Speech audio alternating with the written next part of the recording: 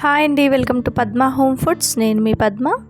ఈరోజు మన ఛానల్లో పోహాతో కురుకురే వడియాలని చాలా సింపుల్గా, ఎండతో పని లేకుండా, పిండిని ఉడికించుకోవాల్సిన అవసరం లేకుండా ఈజీగా, చాలా సింపుల్ మెథడ్లో చాలా ఈజీగా మనం ఈ వడియాలని ఓవర్ నైట్ పెట్టుకొని తెల్లారి వరకు ప్రిపేర్ చేసుకోవచ్చు. చూడండి ఎంత క్రంచీగా ఉన్నాయో. చాలా చాలా సింపుల్ మెథడ్ అనమాట. ఒక మిక్సింగ్ బౌల్ తీసుకొని అందులోకి ఒక 2 కప్స్ పోహాని వేసుకున్నానండి. ఇక్కడ ఈ పోహాలో డస్ట్ పార్టికల్స్ అవి ఇవి ఉంటాయి కదండి, కాబట్టి కొంచెం డస్ట్ అంతా తీసేసి ఇవి ఒక 2-3 సార్లు బాగా వాష్ చేసుకోవాలండి. ఇందులోకి వాటర్ని వేసుకొని మనం రైస్ని ఏ విధంగా అయితే కడుక్కుంటామో అలాగే పోహాని కూడా ఒక 2-3 సార్లు బాగా వాష్ చేసుకోవాలి. ఈ విధంగా వాష్ చేసుకోవడం వల్ల ఇందులో ఉన్న డస్ట్ అంతా కూడా పోతుందన్నమాట. ఈ విధంగా బాగా వాష్ చేసుకొని వాటర్ అన్నీ తీసేయండి. తర్వాత ఇందులోకి ఫ్రెష్గా వాటర్ని వేసుకోండి. ఇక్కడ నేను 2 కప్పుల పోహాకి 2 కప్పుల వాటర్ని అయితే యాడ్ చేసుకున్నానండి. ఈ విధంగా వాటర్ని యాడ్ చేసుకొని ఇవి ఒక గంటన్నర సేపు పక్కన పెట్టుకున్నాను. గంటన్నర తర్వాత చూడండి పోహా అంతా చక్కగా నానిపోయిందండి. ఇప్పుడు ఈ పోహాని మన చేయితో స్మాష్ చేసుకుంటూ మొత్తం మెత్తగా ప్రిపేర్ చేసుకోవాలి. ఈ విధంగా మొత్తం స్మాష్ చేసుకుంటూ ప్రిపేర్ చేసుకున్న తర్వాత ఇందులోకి మనం కొన్ని స్పైసెస్ని అయితే యాడ్ చేసుకున్నట్లయితే మనకు కురుకురే వడియాలు వేసుకోవడానికి టెక్స్చర్ అనేది రెడీ అయిపోతుందండి. స్టవ్ పైన పెట్టి ఉడికించుకొని చేయాల్సిన అవసరం అయితే లేదు. ఇందులోకి ఒక 1 టీ స్పూన్ వాము, అలాగే చిల్లీ ఫ్లేక్స్, అలాగే రుచికి సరిపడా సాల్ట్ వేసుకొని మొత్తం అంతా కూడా మిక్స్ చేసుకున్నట్లయితే మన కురుకురే వడియాలకి కావాల్సిన టెక్స్చర్ రెడీ అయిపోయినట్లే అండి.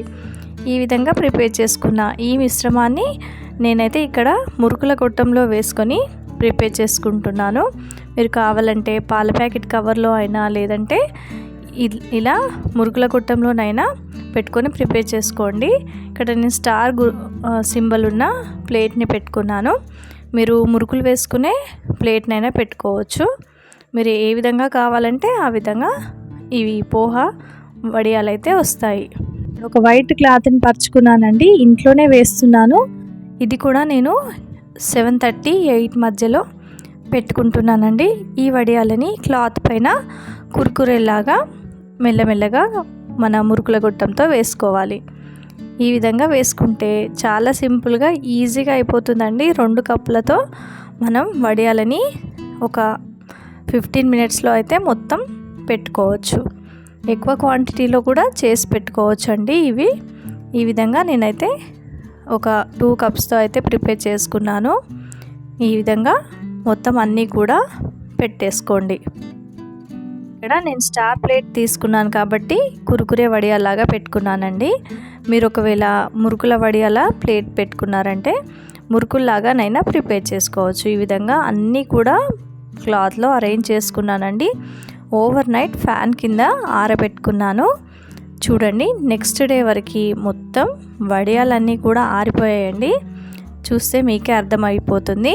వడియం అనేది చాలా సన్నగా అయిపోయింది కదండి. ఈ విధంగా మనం తీయగానే ఊడొచ్చేస్తుంది.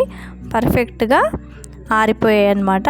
వీటిని మనం కావాలంటే ఒక ప్లేట్లోకి తీసుకొని ఫ్యాన్ గాలికి ఈవినింగ్ వరకు మళ్ళీ పెట్టుకున్నామంటే ఇంకా పర్ఫెక్ట్గా ఆరిపోతాయి. ఈ విధంగా నేనైతే ఒక 1 డే ఓవర్ నైట్లో ఇవి ప్రిపేర్ చేసుకున్నాను. ఇవన్నీ ఎండబెట్టుకొని ఇప్పుడు వీటిని డీప్ ఫ్రై చేసుకొని పప్పుచారులోకి నంజుకొని తింటే చాలా టేస్టీగా ఉంటాయండి. ఇక్కడ ఆయిల్ అయితే నేను హీట్ చేసుకున్నాను. ఇందులోకి వేయగానే చూడండి ముత్యాల్లాగా వడియాలు అయితే ఎంత పర్ఫెక్ట్గా వేగుతున్నాయో. ఇవన్నీ 2 సైడ్స్ కూడా పర్ఫెక్ట్గా వేయించుకున్న తర్వాత మన చిల్లుల గంటతో తీసుకొని ఒక పేపర్ నాప్కిన్ ప్లేట్లోకి వేసుకుంటే ఎగ్జిస్టింగ్ ఆయిల్ కూడా పోతుంది. యాక్చువల్గా అయితే మనకు ఆయిల్ అనేది ఎక్కువగా పీల్చదు. ఈ విధంగా మిగతా వడియాలను కూడా వేయించి చూపిస్తున్నాను. చూడండి ఎంత ముత్యాల్లాగా వచ్చాయో. చాలా సింపుల్గా ఉంది కదండి. మరి మీకు కూడా ఈ రెసిపీ నచ్చుతుందని మీకు షేర్ చేస్తున్నాను. చాలా సింపుల్గా, చాలా ఈజీగా ఈ వడియాలను అయితే ఓవర్ నైట్లో పెట్టుకోవచ్చు. ఎండతో పని లేకుండా. ఎండలో పెడితే ఈ వడియాలు విరిగిపోయే ఛాన్స్ ఉంటుంది కాబట్టి నీడలో పెట్టుకోవడం వల్ల ఓవర్ నైట్లో మనకు ప్రిపేర్ అయిపోతాయి. మరి ఈ రెసిపీ మీకు కనుక నచ్చినట్లయితే తప్పకుండా లైక్ చేయండి, షేర్ చేయండి, నా ఛానల్ని సబ్స్క్రైబ్ చేసుకోండి. Thanks for watching.